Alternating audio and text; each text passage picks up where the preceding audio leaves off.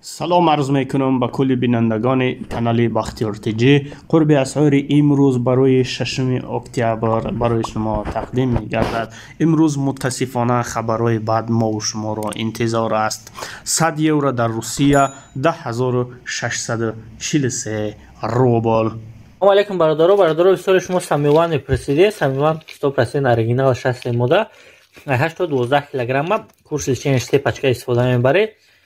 فربی میکنم مرحمت برادر کدمی در کورس زنگ زنه با همه شهرها در صفحه میکنیم. و 100 دلار ایالات متحده آمریکا در مسکو 10099 روبل.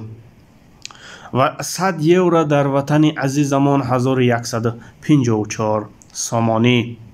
و 100 دلار ایالات متحده آمریکا در کویبش 1095 سامانی. انا اکه کسی دولنی داره لطفا لایک را بجقین. یک دونه 50,000 روبل در همه کارت های ملی 540 سامانی. انا اکنون بینین کورس امروزه در بانک ایمان انترنشنال 108 سامانی. کسی که زنگیر بود ای ایس ابلاوا کپتون دود کردگی. دوشنبه سیتی نیز 108 سامان و 50 درهم.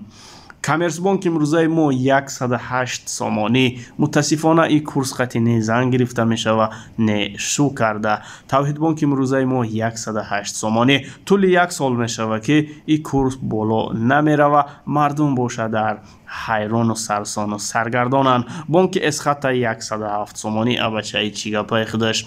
بانک نوبتی ما و دیگر بانک های امروزه 108.